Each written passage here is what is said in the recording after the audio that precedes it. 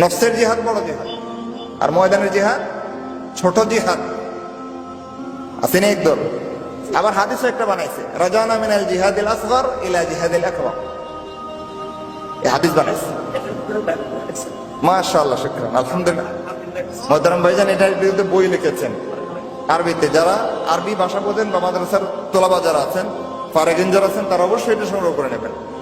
মারাত্মক জঘন্য রকমের এক বিভ্রান্তিপূর্ণ মতবাদ এটা, আল্লাহর রাস্তায় জিহাদকে ছোট মনে করা। আল্লাহ বলতেছেন ফাদ্দালাল্লাহুল মুজাহিদিন, মুজাহিদদেরকে আল্লাহ বহুগুণে মর্যাদা বাড়িয়ে দিয়েছেন।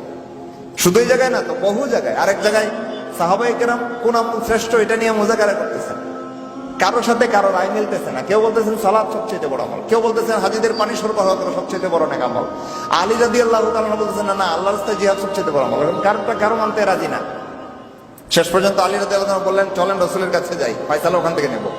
ওনারা রাসূলের কাছে যাচ্ছেন আর আয়াত নাযিল হয়ে গেছে, আজআলতুম সিকায়াতাল হাজ্জ ওয়া ইমারাতাল মাসজিদিল হারাম কামান আমানা বিল্লাহি ওয়াল ইয়াউমিল আখির ওয়া জাহাদা ফি সাবিলিল্লাহ লা ইস্তাবুনা ইনদাল্লাহ। এই হাজিদের পানি সরবরাহ করা আর ঘরে বসে নেকামল করা, এরা কখনোই আল্লাহর রাস্তার মুজাহিদের সমকক্ষ না। যাই হোক, সেটা মূল বিষয় নাই, উদাহরণস্বরূপ বলতেছিলাম। তো আল্লাহর রাস্তায় জিহাদ করা, আবার দেখেন নিয়ত গন্ডগোল করেন না। আল্লাহর রাস্তায় জিহাদ মানে কি বোঝায়? সীমান্ত নিয়ে যুদ্ধ, পতাকা, জাতপাত নিয়ে যুদ্ধ করা? না না না, আল্লাহর রাস্তায় যুদ্ধ মানে এক কথা একটাই। আল্লাহ রাসূল সাল্লাল্লাহু আলাইহি ওয়াসাল্লামকে এক সাহাবী গিয়ে জিজ্ঞেস করলেন, ইয়া রাসূলুল্লাহ, কেউ গনিমতের মালের জন্য যুদ্ধ করে, কেউ সুনাম সুখ্যাতির জন্য যুদ্ধ করে, কেউ নিজের পুত্রের পক্ষে যুদ্ধ করতে গিয়ে মরে। হে আল্লাহ রাসূল, কি আল্লাহর রাস্তায় রয়েছে? রাসূল বলতেছেন, তো রাসূল সাল্লাল্লাহু আলাইহি ওয়াসাল্লাম বলতেছেন, মান কাতালা লিতাকুনা কালিমাতুল্লাহি হিয়াল উলিয়া ফাহুয়া ফি সাবিলিল্লাহ। যে ব্যক্তি আল্লাহর দ্বীনকে আল্লাহর জমিনে প্রতিষ্ঠা করার জন্য যুদ্ধ করবে, সে আল্লাহর রাস্তায় রয়েছে। বাইচা থাকলে মুজাহিদ, আর যুদ্ধের ময়দানে নিহত হলে শহীদ। আজকে এসে শহীদ শব্দটাকে এমন অপব্যবহার করা হচ্ছে যে মুক্তিযুদ্ধের সময় হিন্দু লোক যুদ্ধ করেছিল, ওর কবরের মধ্যে নামের আগে শহীদ লাগানো আছে।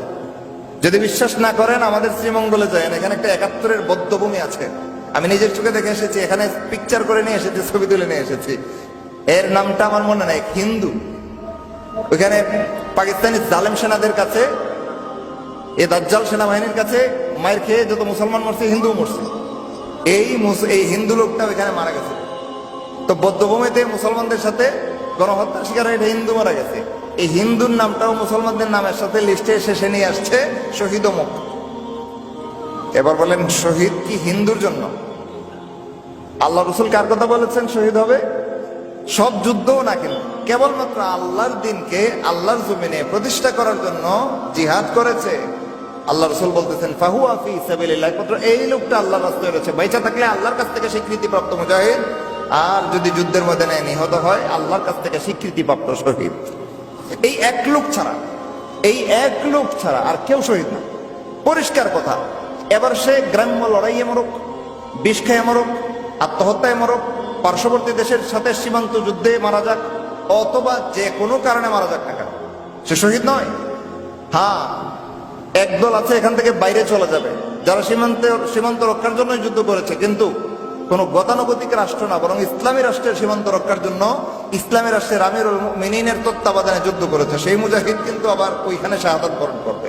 আবার পেছ লাগান না, কিন্তু ওই লোক কিন্তু আল্লাহর রাস্তায় রয়েছে। ওই যে রাসূল বলেছেন, ফাহুয়া ফি সাবিলিল্লাহ। ইসলামী রাষ্ট্রের সীমান্ত রক্ষা করা মানে হচ্ছে বেঈমান কাফেরদের থেকে মুসলমানদের ইজ্জত আবরুশ হেফাজত করা, সংরক্ষণ করা, যেটা ইসলামী রাষ্ট্রের হেফাজতের অন্তর্ভুক্ত।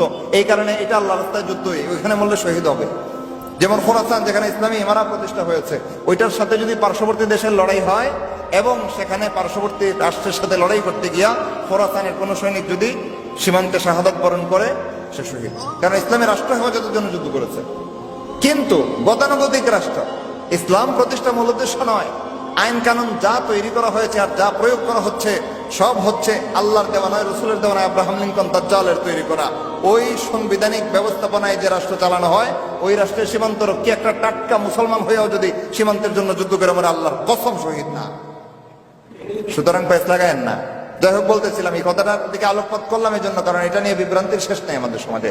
হুট করে যারা তারা শহীদ বলতে যাবেন, নিজের ইমান ধ্বংস করবেন। বলতেছিলাম, আল্লাহর রাস্তায় জিহাদ করা পৃথিবীর সর্বশ্রেষ্ঠ আমলটা, ওই আমলটা করে একটা লোক শাহাদাত বরণ করেছে, আল্লাহর কাছে গিয়ে বলতেছে আল্লাহ জীবনটা উৎসর্গ করে আপনার কাছে এসেছি। আল্লাহ বলতেছেন তোর জীবন আমার দরকার নাই।